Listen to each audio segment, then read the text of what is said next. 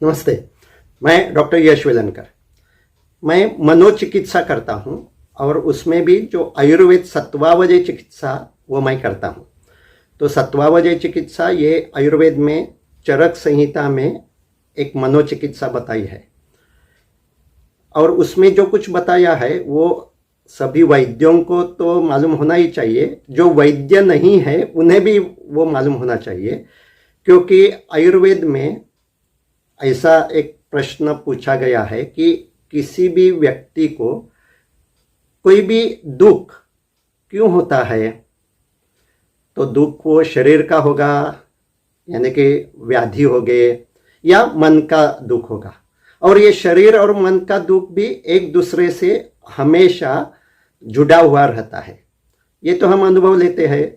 शरीर पे कोई भी व्याधि हो गई तो हमारा मन भी दुखी होता है, और मन में जो कुछ दुख, गुस्सा, उदासी ऐसी फीलिंग्स होती है तो उसका असर शरीर पे भी होता है।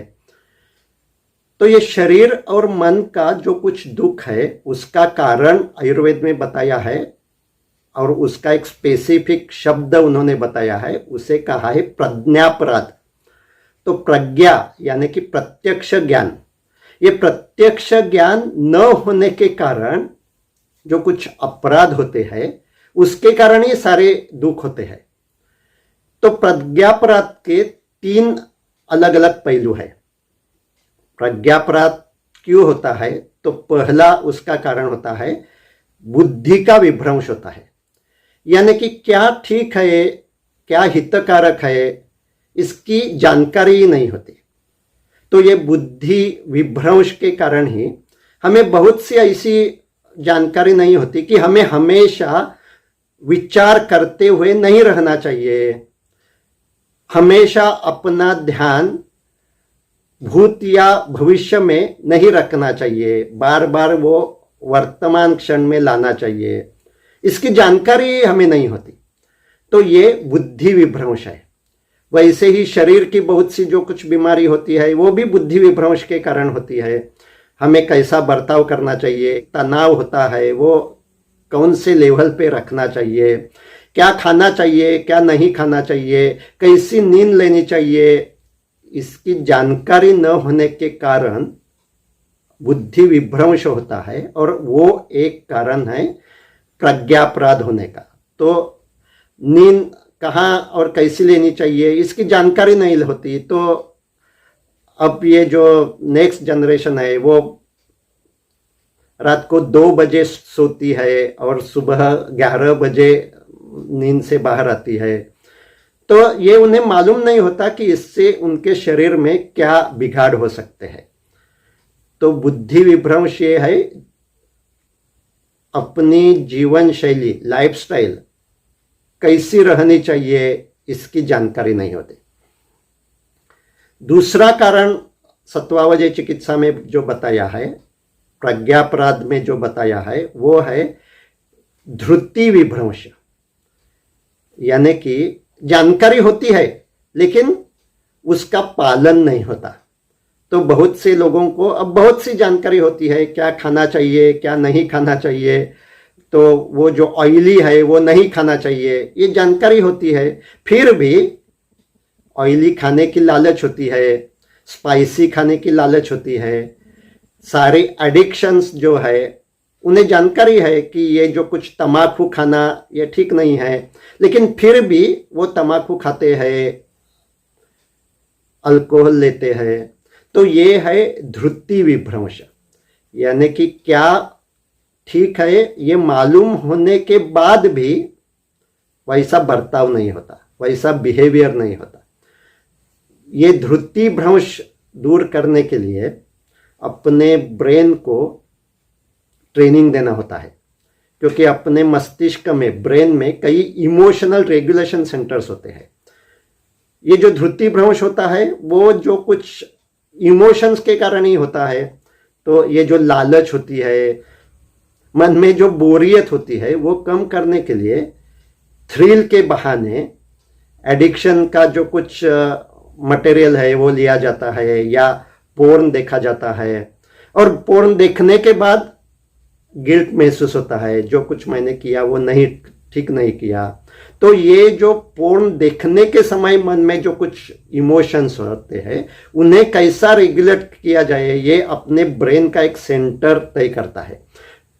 तो सत्वावजय चिकित्सा में जो कुछ अटेंशन, ध्यान देने के तरीके सिखाए जाते हैं उनके कारण वो ब्रेन का सेंटर विकसित होता है और ये जो ध्रुति विभ्रंश है वो भी दूर होता है। और प्रज्ञापराध का तीसरा जो कुछ अंग है उसे आयुर्वेद में स्मृति विभ्रंश ऐसा बताया है। और उसका श्लोक है चरकाचार्य का। वो श्लोक में ऐसा लिखते हैं, तत्वज्ञाने स्मृतिर्यस्य रज्जो मोहावृतात्मना भ्रश्यते स स्मृतिर्भ्रंशा स्मर्तव्य ही स्मृतौ स्थितम। इसका अर्थ क्या है? तत्वज्ञान की स्मृति भ्रंश होती है, तत्वज्ञान की स्मृति रहती नहीं है।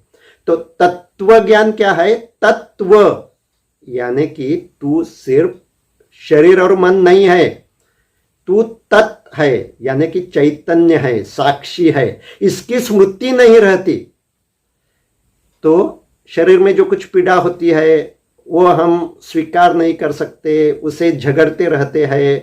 मन में जो कुछ भाव आते हैं उनसे झगड़ते रहते हैं और उसके ही कारण शरीर और मन की पीड़ा बढ़ जाती है। तो अगर वो पीड़ा कम करनी है तो शरीर मन से अलग होकर उसका स्वीकार करना चाहिए। और कुछ समय तक, 2 मिनट तक, 5 मिनट तक जब हम ऐसा स्वीकार करते हैं तो अपने दिमाग में फिर से एक पार्ट होता है जिसे अमायगडाला कहते हैं, वो हमेशा प्रतिक्रिया करता रहता है। तो जब हम ऐसा स्वीकार करते हैं शरीर और मन से अलग होकर, उसमें क्या होता है उसकी जानकारी लेकर उसका स्वीकार करता है, तो हम उस अमायगडाला को ट्रेनिंग देते हैं और उस ट्रेनिंग के कारण मानसिक तनाव, चिंता, उदासी ये सब कम होती है।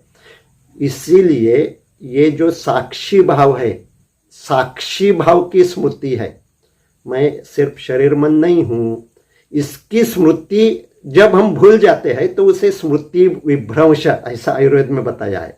तो इसकी स्मृति रखना, इसे ही अंग्रेजी में माइंडफुलनेस बताते हैं। तो माइंडफुलनेस मेडिटेशन जो अब पॉपुलर है वो आयुर्वेद सत्वावजय चिकित्सा में बताया है। सत्वावजय चिकित्सक के नाते मैं ये सब टेक्निक मेरे क्लाइंट को सिखाता हूँ और उसे इसका प्रैक्टिस, इसका अभ्यास कैसा करना चाहिए उसके लिए कोई हेल्प करता हूँ, कोई ऑडियोज देता हूँ। और जिन्होंने BMS डिग्री ली है उन्हें भी ये सिखाता हूँ, क्योंकि ये इमोशनल डिसऑर्डर तो अब बहुत बढ़ रहे हैं। अगर कोई भी दवा न देते हुए अगर हमें कम करना है तो अधिक से अधिक सत्वावजय चिकित्सक, मनोचिकित्सक तैयार होने चाहिए। वो हर एक गांव में, हर एक शहर में होने चाहिए। इसीलिए सत्वावजय चिकित्सा कैसे की जाती है इसका मैं ट्रेनिंग भी देता हूँ। अभी तक 100 से ज़्यादा वैद्यों ने इसका ट्रेनिंग लिया है। इसके बारे में अगर आपको जानकारी लेनी है तो मुझसे संपर्क कीजिए। धन्यवाद।